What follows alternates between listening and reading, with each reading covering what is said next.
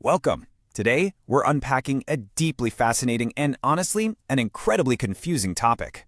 We are looking directly at the specific, covert tactics used by narcissistic personalities in relationships. Whether we're talking about a romantic partner, a parent, or even your boss, our goal with this explainer is to totally demystify these behaviors. We want to bring some much-needed clarity to what often feels like you're just wandering through a psychological maze. Okay, let's dive into this. I want to ask you a question right up front. When you're in a dynamic with a toxic partner, friend, or boss, are you ever shocked at how just a tiny microscopic bit of validation feels like an absolute feast? You know, it is so incredibly common to feel completely isolated and confused when you catch yourself celebrating a bare minimum gesture as if it were some grand, sweeping romantic act. It really messes with your head, doesn't it? Well, this leads us to an absolutely crucial concept, and that is emotional famine. Basically, this is a relationship dynamic that is completely starved of validation, empathy, respect, and reciprocity. We are just left surviving on tiny scraps. I can't emphasize this enough. Grasping this concept is vital to understanding why we end up accepting so much less than we actually deserve in these toxic dynamics. Because think about it. When you are emotionally starving, you'll naturally gobble up any little scrap of kindness simply to survive. So to give you a clear roadmap today, we are going to systematically break down 3 specific behaviors to help you identify the abuse and reclaim your agency. We'll look at intimacy avoidance, breadcrumbing, future faking, and finally, we'll talk about reclaiming your reality. Let's move to behavior number 1 and see how this builds. Intimacy avoidance. What's really interesting about this concept is how it totally shatters the misconception that physical closeness equals emotional safety. A narcissist essentially controls the present by remaining entirely absent on a deeper emotional level, even while they're standing right in front of you. They might use physical intimacy or sex in a way that is highly performative, coercive, and controlling. But true intimacy, the kind that requires real depth, consistency, vulnerability, and trust, they view that through a prism of contempt. They actively avoid it. So you're left physically close, but completely emotionally stranded. And this brings us to a phenomenon the sources call intimacy anorexia. The warning signs include withholding love, withholding praise, issuing constant criticism, asserting financial control, or falling back on the classic excuse of always being too busy. And, what makes this so incredibly confusing is that these relationships might still have all the bells and whistles of normalcy. You might still take nice vacations together or go out for fancy dinners. But beneath that shiny surface, it's a closeness desert, just heavily peppered with blame and manipulation. Which brings us to behavior number 2, breadcrumbing, the reality of living on tiny scraps. Breadcrumbing represents the absolute minimal present effort a narcissist is going to make just to keep you hooked in the relationship. It is a vicious, cyclical trap. It usually starts with them giving you the whole bakery. That's the love bombing phase. But over time, that rapidly slides into devaluation. And the crucial point here is exactly when the breadcrumbing happens. Just as you start pulling away or setting boundaries, they drop a tiny crumb of basic courtesy, which immediately triggers renewed hope. You start falsely believing things are finally getting better.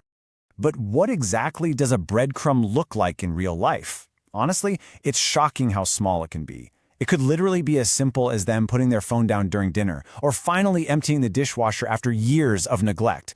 Remember that emotional famine we talked about? A starving person is going to cherish these stale scraps. You might mistakenly interpret a simple, basic household task as some monumental, hopeful shift in the relationship. You think, see, they really do care. But we have to look at this from the perspective of the narcissistic personality. Their internal logic is basically, you're not deserving of anything more significant. That's the whole loaf of bread, and that's not coming. I know it's a devastating reality to confront, but the narcissist has masterfully figured out the absolute mathematical minimum required to keep you on their chain. They aren't going to give you the whole loaf, because giving you the whole loaf requires that deep intimacy they are actively running away from. All right, let's transition to the third and perhaps most cruel tactic of all, future faking.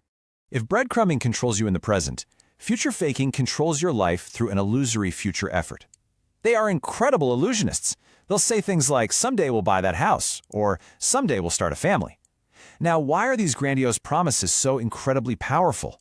Because they perfectly mirror your own deepest desires. The narcissist actively mirrored you and gathered all this data early on in the relationship to learn exactly what makes you tick, just to use it as bait later. And it is absolutely vital to recognize that this tactic isn't just reserved for romantic partners. I'll support your business next year, or I'll put you up for that promotion. Narcissistic bosses or parents use this exact same playbook.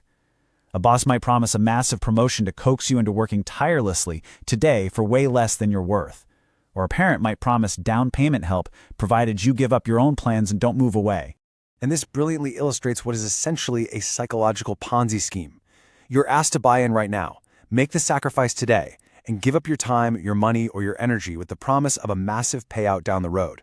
But, spoiler alert, that payout never arrives. Future faking is just a manipulation tool used to buy time, distract you from your growing discontent, and completely avoid the hard work of building a real future together. So how do you spot a future faker before you lose years of your life? You have to pay attention to time. The small, everyday broken promises, like not returning a phone call or flaking on dinner, those are the canaries in the coal mine, warning you of the massive fakes to come.